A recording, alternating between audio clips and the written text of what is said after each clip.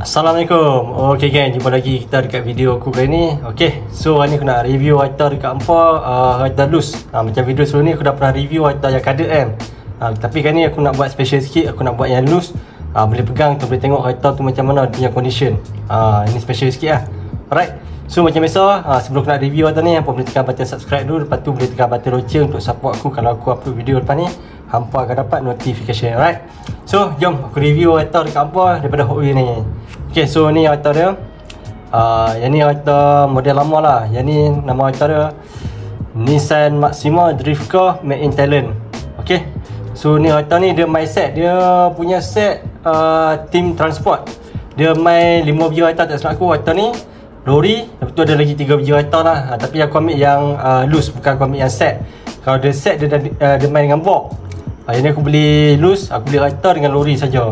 Sebab yang lagi 3 biji Hyta tu aku tak minat, so aku tak beli lah. Nasib baik ada seller yang jual apa loose punya Hyta ni. So siapa nak beli yang loose, aku tak link Shopee apa, boleh beli kat situ lah nanti. Okay, so jom aku review dekat apa Hyta Nissan Maxima ni. Yang ni aku beritahu tak siap, yang ni Hyta premium. Dia beza sikit dengan Hyta yang mainline. Hyta mainline yang ni plastik, base dia plastik. Tapi yang Nissan Maxima ni dia punya set semua premium. Dia punya base ni besi. Tayar getah nampak. Okay, ni tayar dia, tayar getah. Rim dia pun lawa. Compare dengan yang mainline dia plastik, tayar dia nampak tak cantik kan. Tapi untuk yang premium, dia tayar getah, boleh buka. Situ boleh buka. So sebelum ni aku tak pernah buka Hyta premium kan. Ni aku review dekat Ampa nampak. Premium kelebihan dia tayar getah lah, base besi. So boleh pasang, buka apa boleh tukar lah. Dia punya tayar dia yang ada brand, macam ada tulisan kat tepi, bagi lagi lawa lah. Okay, so ni Hyta dia aku ambil yang G-Ready ataupun Grady lah. Dia ada banyak jenis set untuk team transport ni. Yang ni jenis diorama team transport. So ni Hyta dia.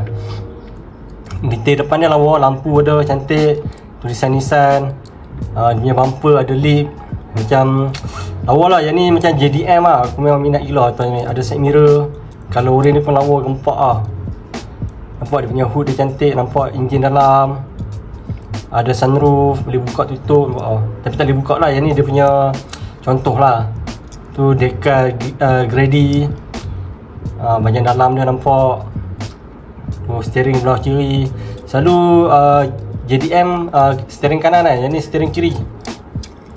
Okay, ni sisi belah lain pula. Yang ni condition min tau. Macam baru lah senang cerita ni. Hyta baru, bukannya second hand. Okay, ni base bawah dia. Lampu belakang lawa, complete. Buat detail dia cantik. Smart. Tayar pusing lancak. Okay, so ni Hyta Grady Nissan Maxima Drift. So siapa nak beli Hyta yang loose macam ni, apa boleh tekan link kat bawah aku letak, ataupun aku dah standby kat bawah. Boleh beli kat situ. Harga kira mampu minit lah. Sebab apa boleh beli Hyta yang peminat. Okay, so kalau ada benda nak tanya, boleh komen kat bawah. Untuk Hyta ni aku boleh bagi rating 10/10 lah. Sebab complete kalau tengok dia punya detail. Okay, so jumpa lagi dekat next video aku yang akan datang. Jangan lupa subscribe, komen, like dan share. Bye. Assalamualaikum. Mana pagi ni.